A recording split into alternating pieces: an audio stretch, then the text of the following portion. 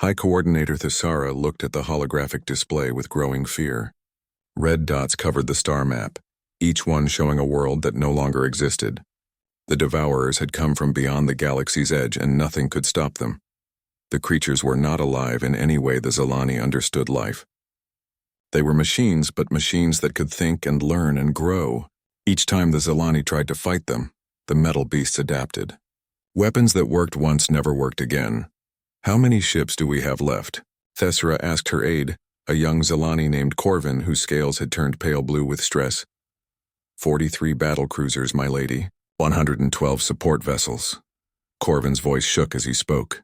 "The Devourers destroyed our shipyards at Veltar yesterday. They are learning our ship designs faster than we can build new ones." Thesara closed her large, dark eyes.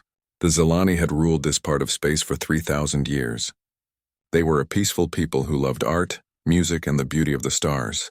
War was something they read about in old histories, not something they lived through. The door to the command chamber opened and General Valix walked in. His normally bright green scales looked dull and his tall frame seemed bent with exhaustion. "The outer colonies are gone," he said without greeting. "The Devourers consumed everything, not just the people or the buildings. They took apart the planets themselves piece by piece to build more of their kind." Thesara felt her heart sink. The Zilani had two hearts and right now both of them felt like they were breaking. "What about the Galactic Peace Alliance? Did they respond to our calls for help?" General Valix shook his head. "The hegemony says they are considering our request. The Altarian Republic wants to send negotiators to talk with the Devourers. The Crystal Worlds say this is outside their territory. Talk with them?" Thesara could not believe what she was hearing. "These things destroy everything they touch. There is no talking with them." She walked to the great window that looked out into space. Far away, she could see the lights of Devourer ships moving toward their current position. Soon they would have to run again. They had been running for months. "My lady," Corvin said quietly, "there is one more option." Thesara turned to look at him. "What option?" "The ancient emergency beacon. The one from the old archives. It was designed to send a distress call to any ship in the galaxy that could receive it." General Valix frowned. "That system is thousands of years old. We do not even know if it still works." "It is better than doing nothing," Thesara said. She was desperate now. Her people were dying, and no one in the civilized galaxy seemed willing to help them. "Activate it. Send a message to anyone who will listen." Corvin's fingers moved quickly over the control panel. The beacon was buried deep in the ship's systems, a relic from a time when the galaxy was younger and more dangerous. As he worked, warning lights began flashing. "My lady, the beacon is very powerful, but I cannot control where the signal goes. It will broadcast in all directions." "Send it everywhere," Thesara said. "Tell them we are the Zilani Confederation. Tell them we face extinction. Tell them we need help immediately." The beacon activated with a deep thrumming sound that shook the entire ship. Energy poured out from their vessel, carrying Thesara's desperate message across the galaxy. The signal was strong enough to reach the farthest stars, but it was also old and unpredictable. Unknown to the Zilani, their message was racing toward a part of space they had never explored. The galactic charts marked that region as empty, lifeless. It was so far from the civilized worlds that most people forgot it existed. The signal traveled for days, growing weaker, but still carrying its urgent plea. It passed by dead worlds and empty space until finally it reached a small blue planet orbiting a yellow star. The planet was marked in the old charts as a Class Thothene death world, a place so dangerous that nothing intelligent could possibly live there. The signal was caught by a collection of radio telescopes in a place called New Mexico. "Dr. Sarah?" Chen was working the night shift when her computer started screaming with alerts. "That's impossible," she whispered as she looked at the data streaming across her screens. The signal was clearly artificial, clearly intelligent, and clearly not from Earth. Sarah called her supervisor, then her supervisor called his supervisor, and soon phones were ringing in government buildings around the world. The message was translated within hours. It spoke of a peaceful people facing extinction from machines that could not be stopped. But there was something else in the signal, something that made the humans sit up and take notice. The message included detailed information about these Devourers, technical specifications that showed exactly what kind of enemy the Zilani were fighting. To the Zilani, the Devourers were an unstoppable force that adapted to any weapon. To the humans reading the reports, they looked like a challenging engineering problem. Within 24 hours, emergency meetings were being held in every major capital on Earth. Presidents and prime ministers who had been enemies for decades suddenly found themselves working together. The message from space had united humanity in a way that nothing else ever had. "These aliens are getting wiped out," said General Morrison, pointing at the holographic display showing Devourer tactical data. "Their weapons are too sophisticated. These machines are learning to counter high-tech energy weapons and adaptive shields." "What do you suggest?" asked President Zhang. General Morrison smiled grimly. "We hit them with stuff they've never seen before. Kinetic weapons, nuclear warheads, good old-fashioned explosives. Let's see how well they adapt to a chunk of tungsten moving at 20% of light speed." The decision was made quickly. Humanity would respond to the alien distress call with everything they had. It would be the largest military operation in human history, and possibly the last if they failed. Shipyards that had been building cargo vessels were retooled to construct warships. Weapons that had been designed to fight other humans were modified to work in space. Scientists who had spent their careers studying peaceful applications of technology suddenly found themselves designing instruments of war. The human fleet began gathering at the edge of the solar system. 500 ships, each one designed by a species that had learned to fight before they learned to walk upright. The ships were ugly compared to the elegant vessels of the galactic civilization, but they were built for one purpose: winning wars. Admiral Marcus Rivera stood on the bridge of the flagship UES Retribution and looked out at the assembled fleet. Behind him, Earth continued its preparations for war. Factories worked around the clock. Soldiers trained for combat in zero gravity. Scientists developed new weapons based on the technical data the Zilani had unknowingly provided. "Sir," his communications officer said, "we've received confirmation from all fleet commanders. We're ready to depart." Rivera nodded. Somewhere across the galaxy, an alien species was dying because they had never learned how to fight a real war. They were about to discover that humans had never learned how to fight any other kind. "Take us out," Rivera ordered. "It's time to show the galaxy what a Deathworld species can do." The human fleet engaged their faster-than-light drives and disappeared into the darkness between stars, racing toward a destiny that would change the galaxy forever. Admiral Marcus Rivera walked slowly through the command deck of the UES Retribution, looking at the faces of his crew. They were young and old, men and women from every nation on Earth. 3 months ago, these people had been enemies. Now they worked together like they had trained their whole lives for this moment. "Admiral," called Captain Sarah Kim from the tactical station, "we're receiving final reports from all fleet commanders. The Chinese battle group is ready. The European fleet is in position. The African Union ships have completed their weapon checks." Rivera nodded and moved to the main display screen. 500 human warships filled the view, stretched across several million kilometers of space. Each ship was different, built by different nations with different ideas about how to fight wars. But they all shared one thing: they were designed by humans, and humans had been perfecting the art of killing each other for thousands of years. "Sir," said Lieutenant Commander Johnson, the fleet's intelligence officer, "we've finished analyzing the alien data. The Zilani have been fighting these Devourers for 8 months. They've lost 90% of their territory." Rivera studied the tactical information on his screen. The Devourers were impressive machines, able to learn from each battle and adapt their defenses. They had started as simple constructs, but each encounter with Zilani weapons had made them smarter and stronger. "Their problem is that they're too civilized," Rivera said to his staff. "Look at these battle reports. The Zilani try to minimize casualties. They retreat when they start taking heavy losses. They use precise weapons that target specific systems." "Sir?" Captain Kim looked confused. "They're fighting like they expect their enemy to surrender," Rivera explained. "These machines don't surrender. They don't get tired. They don't feel fear. The only way to stop them is to destroy every single one." Colonel Martinez from the Marine Division stepped forward. "Admiral, I've been studying the Zilani ship designs. They're beautiful, but they're not built for war. Their ships are made for exploration and trade. Their weapons are designed to disable, not destroy." Rivera understood. Humanity had never had that luxury. Earth was a planet where everything tried to kill you, from the weather to the animals to other humans. Every human weapon was designed with one goal: making the enemy completely unable to fight back. Dr. Patel, Rivera called to the science officer.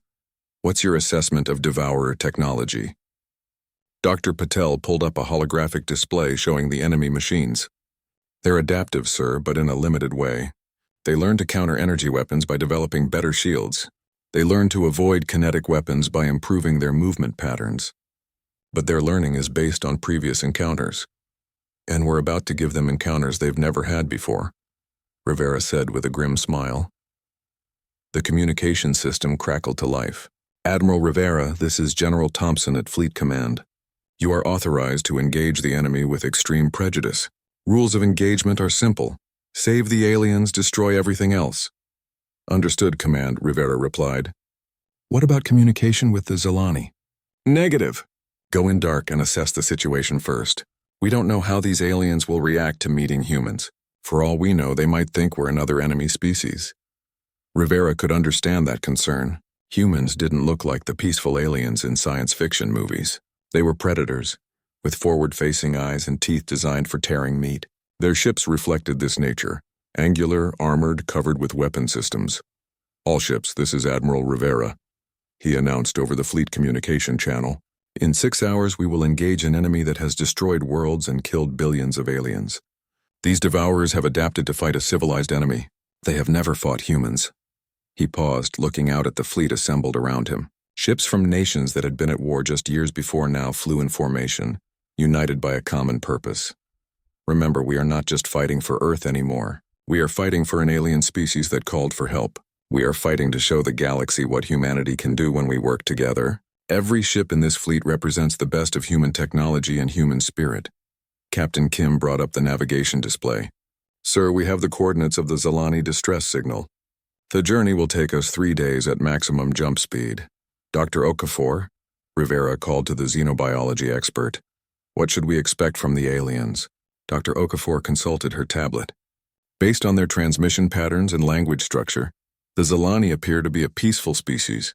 They use polite forms of communication even in their military channels. Their ship design suggests they value beauty and efficiency over pure function. And the Devourers? Pure machine intelligence, sir. No emotions, no fear, no mercy. They exist only to consume and replicate. But, sir? Dr. Okafor looked up from her tablet. I think they've made a mistake. How so? They've learned to fight Zilani, who try to minimize damage and avoid civilian casualties. They've learned to fight an enemy that retreats when losses become too high. They've never fought an enemy that will sacrifice everything to win. Rivera understood. The Devourers had adapted to fight a civilized species.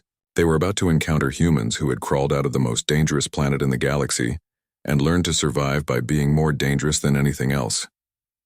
Admiral, called the navigation officer, all ships report ready for jump. Rivera took one last look at Earth through the main viewer. The blue planet looked peaceful from this distance, but he knew better. That beautiful world had shaped humanity into the perfect enemy for the Devourers. Intelligent, adaptable, and absolutely ruthless when threatened. Fleet Command, this is Admiral Rivera. Human fleet departing for alien space. We will make contact in 72 hours. Godspeed, Admiral. Bring our new alien friends home safe. Rivera smiled. The Zilani had called for help from the civilized galaxy and been ignored. They had accidentally called for help from the uncivilized part of the galaxy instead. They were about to learn the difference. All ships engage jump drives. Maximum speed to the rally point. Let's go save some aliens. The human fleet disappeared into hyperspace. 500 warships carrying the hopes of 2 species toward a confrontation that would reshape the galaxy. Behind them, Earth continued its preparations for a war that might determine the survival of all intelligent life. In the deep space monitoring stations, scientists watched the readings from the alien distress signal.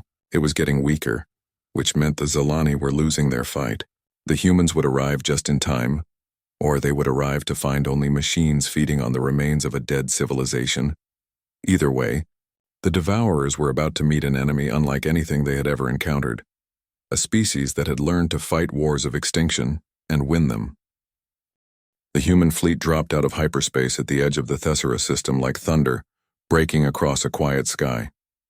Admiral Rivera stood on the bridge of the Retribution, watching as his sensors painted a picture of the battle happening near the system's inner planets.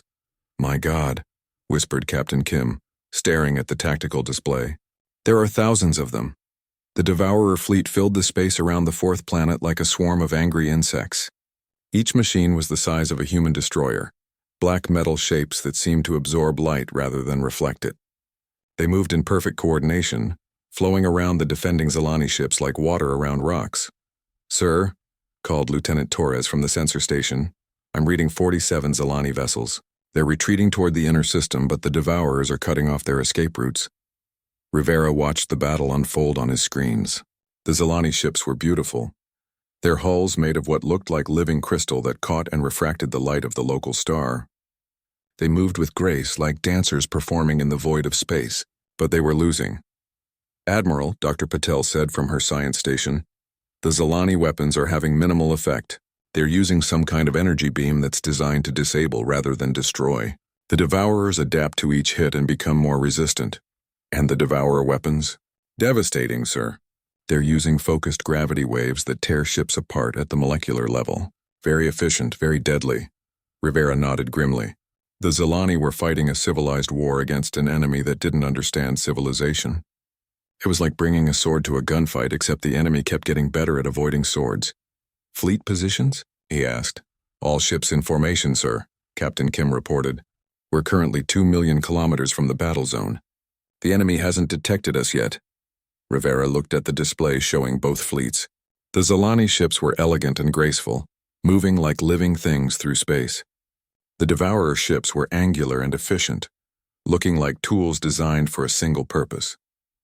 And the human ships looked like exactly what they were, weapons built by a species that had learned to fight before they learned to fly.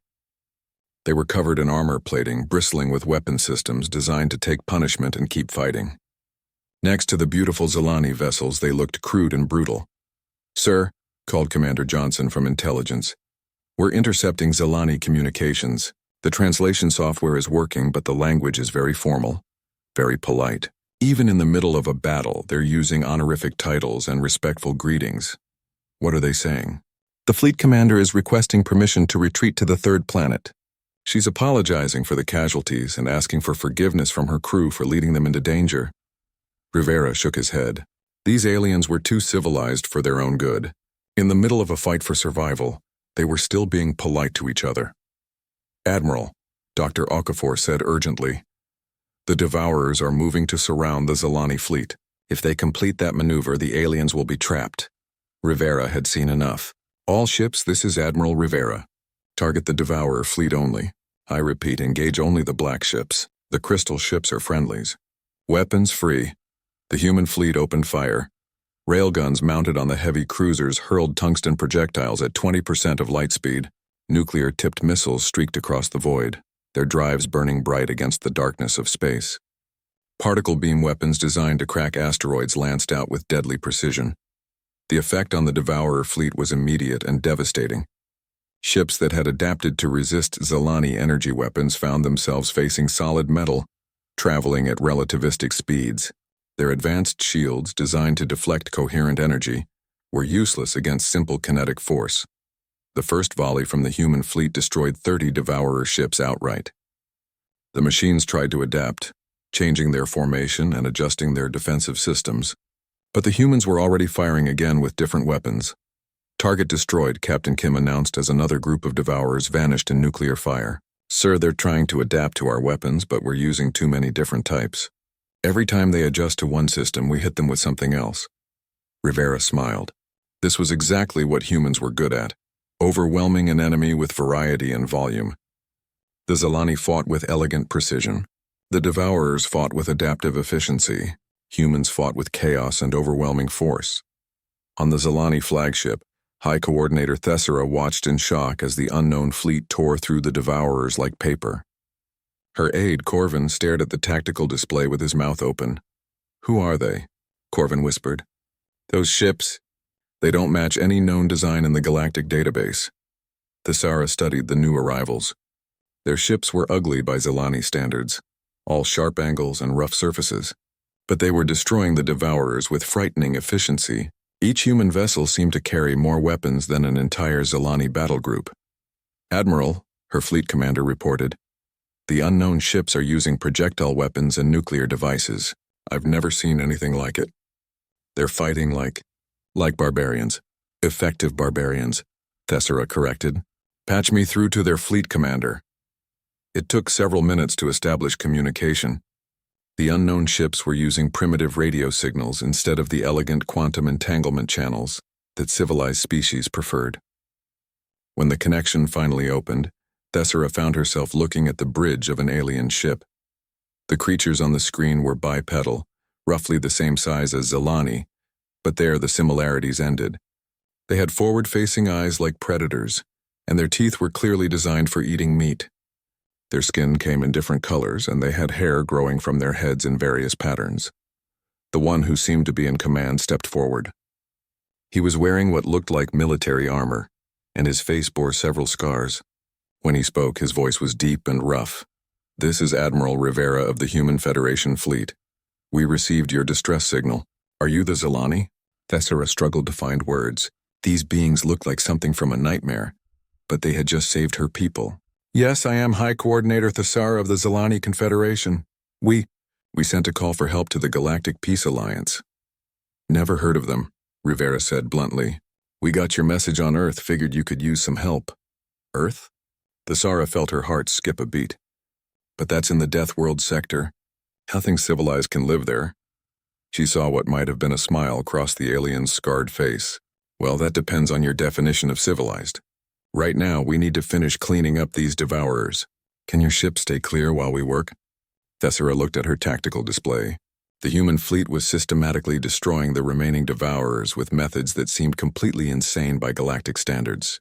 They were using nuclear weapons in space, firing solid projectiles at incredible speeds, and employing tactics that no civilized species would ever consider. But it was working. For the first time in months, the devourers were losing. "Yes," Thessera said quietly. "We will remain clear and—" "Thank you." The transmission ended and Thessera slumped in her command chair. Her people were safe, saved by creatures from a world so dangerous that the galaxy had written it off as uninhabitable. She wondered what other surprises these humans might bring to the civilized galaxy. On the human flagship, Admiral Rivera watched as the last devourer ship exploded under concentrated fire from 3 heavy cruisers. "Sir," Captain Kim reported, "all enemy contacts destroyed. No human casualties. The Zilani fleet is safe." Rivera nodded. The first battle was over, but he suspected this was just the beginning. The galaxy was about to learn that the most dangerous predators in the universe had just left their planet for the first time, and they were very good at making friends. 3 hours after the battle ended, Admiral Rivera stood in the conference room aboard the UES Prometheus, humanity's first diplomatic vessel. Across from him sat Dr. Elena Vasquez, Earth's leading expert on xenolinguistics, and Captain James Foster, who had volunteered to lead the first contact mission. "Admiral," Dr. Vasquez said, reviewing her tablet. "We've been monitoring Zilani communications since the battle. Their language is fascinating. They use formal honorifics even in casual conversation, and they seem to apologize for everything." "That matches what we observed during the fighting," Rivera replied. "They were asking permission to retreat and apologizing to their own crews for being in danger. These are not a warrior people." Captain Foster looked out the viewport at the Zilani fleet. The crystal ships hung in space like beautiful sculptures, their hulls catching and reflecting the light from the system star. "Sir, how do we approach this?" "Standard first contact protocols assume we're meeting an unknown species. These aliens already know we exist. And they think we come from a planet that should be uninhabitable," Rivera added. "According to their databases, Earth is classified as a Class 13 death world. That's the highest danger rating in their system." Dr. Vasquez looked up from her translation work. "Sir, I've been analyzing their reaction to our weapons. The Zilani seem genuinely shocked that we use nuclear devices and kinetic projectiles. Their own weapons are designed to disable enemy ships without killing the crews." "Even against machines?" "Apparently so. Their entire military doctrine is based on the idea that warfare should be as humane as possible.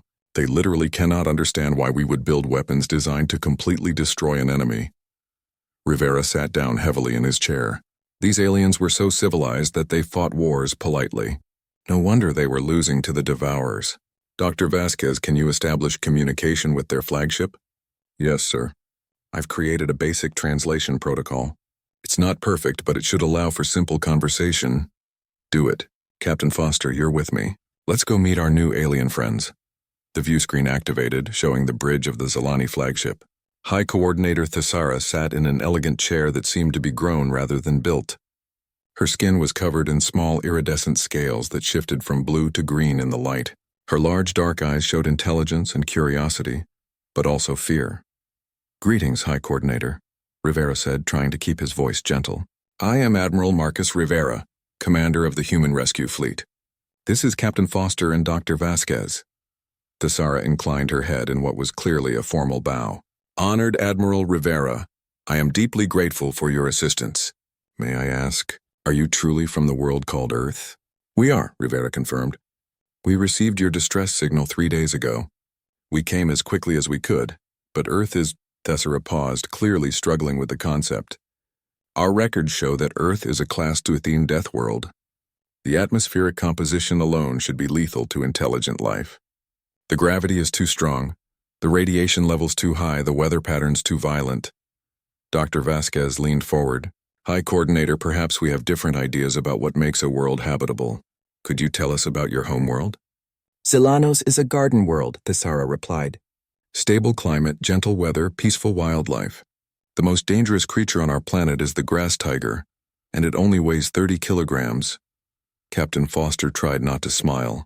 On Earth, a 30-kilogram predator would barely qualify as a large dog. High Coordinator, the largest predator on Earth weighs over 500 kilograms and can run at 60 kilometers per hour. Thesara's scales turned pale. That is impossible. No intelligent species could evolve alongside such monsters.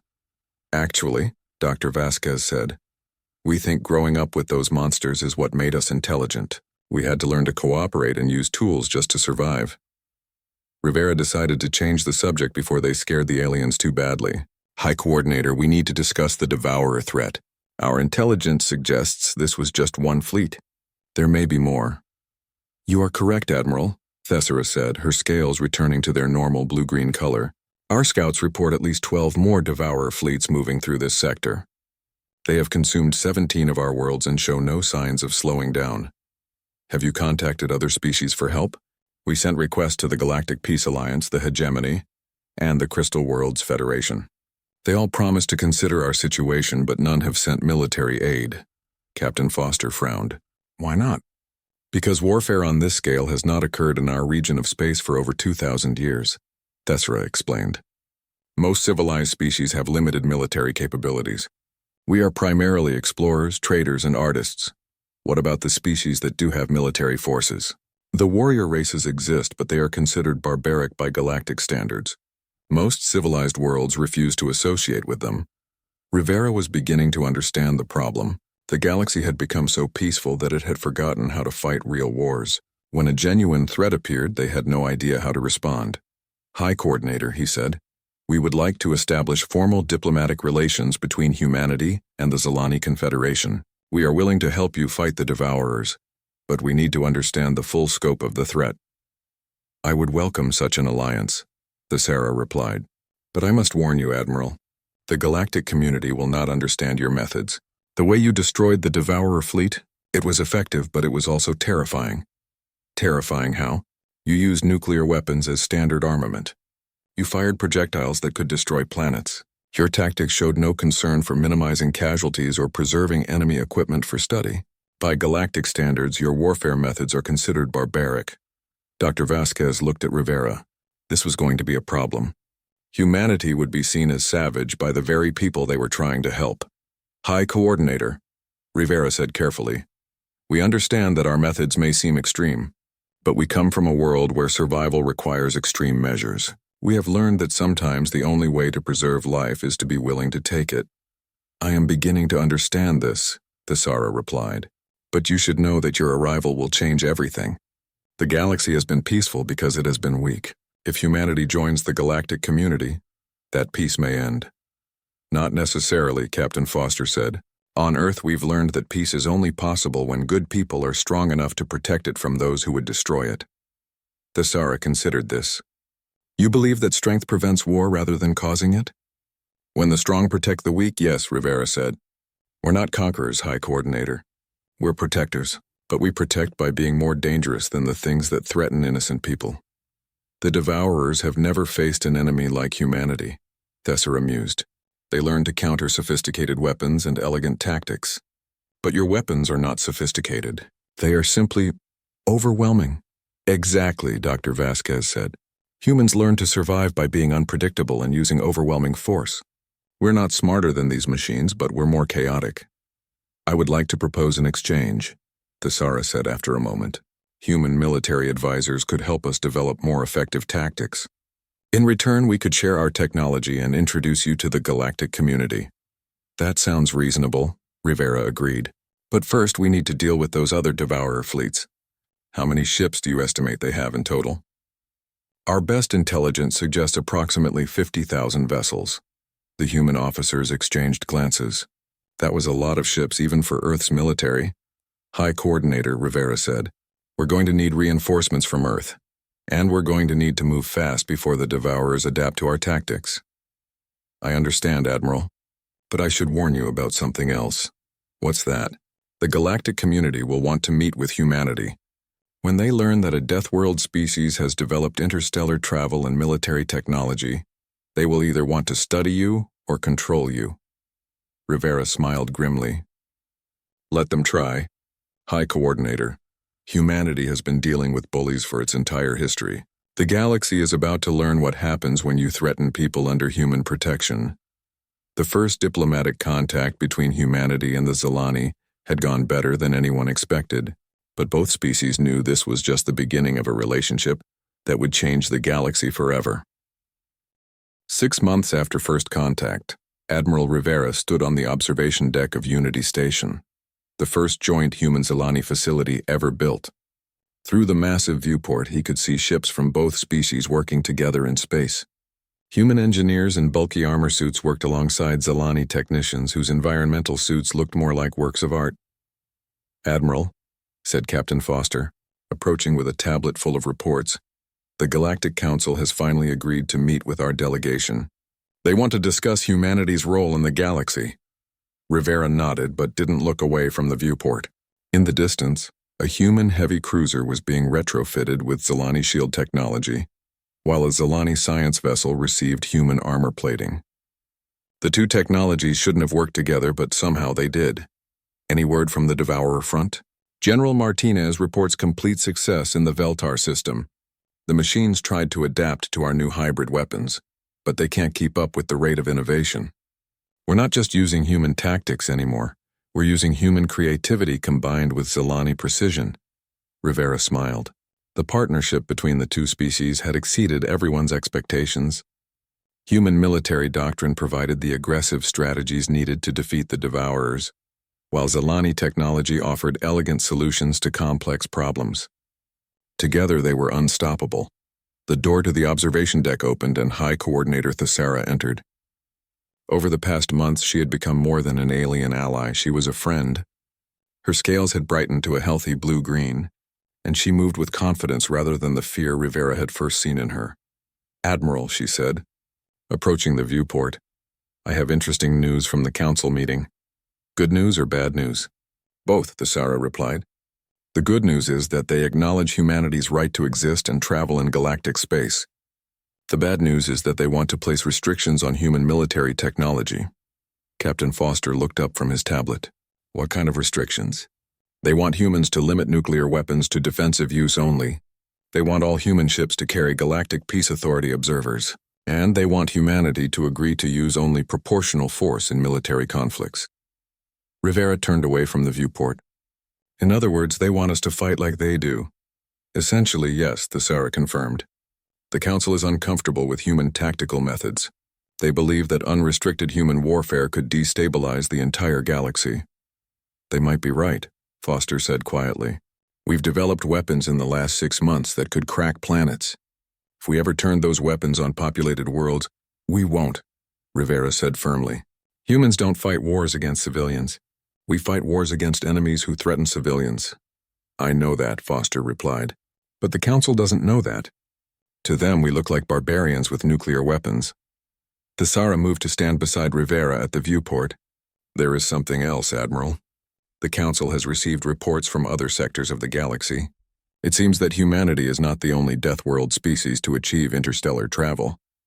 Rivera felt a chill run down his spine. What do you mean? 3 other species from Class X or higher Deathworlds have made contact with the galactic community in the past year. The Council believes this is not a coincidence. You think something is driving Deathworld species to develop space travel? I think, Thesara said carefully, that the galaxy is changing. The age of peaceful exploration may be ending. Species that learn to survive on the most dangerous worlds are now reaching for the stars. Rivera considered this. If humanity wasn't alone among the Deathworld species, that changed everything. Are these other species hostile? Unknown. The Council has classified all information about them. But Admiral, I think we need to prepare for the possibility that humanity may not be the most dangerous species in the galaxy. Captain Foster joined them at the viewport. Sir, there's something else. Our deep space sensors have detected unusual activity beyond the galactic rim. Long-range probes suggest massive energy signatures moving in our direction. Devourers? No, sir. These signatures are different, bigger, and they're not machine-based.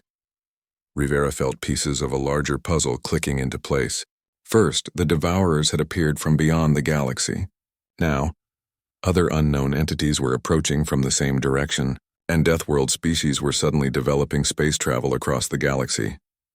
Thesara, he said quietly, I think your people's distress call may have done more than just bring humanity into space. I think it may have announced to something out there that the galaxy has intelligent life worth taking. Thesara's scales shifted to a worried pale blue. You believe the Devourers were scouts? I believe the Devourers were the first wave, Rivera replied. Something bigger is coming and somehow the galaxy knows it. That's why Deathworld species are suddenly reaching for space. Evolution is preparing the galaxy for war. The communication system crackled to life. Admiral Rivera to the command center. Priority Alpha message from Earth Command. Rivera sighed. This can't be good news. He turned to Foster and Thesara. Come on, let's see what Earth wants. The command center was a fusion of human and Zilani design. Angular human computer systems were integrated with flowing Zilani interfaces, creating a workspace that was both functional and beautiful. Dr. Vasquez was waiting for them with a grim expression.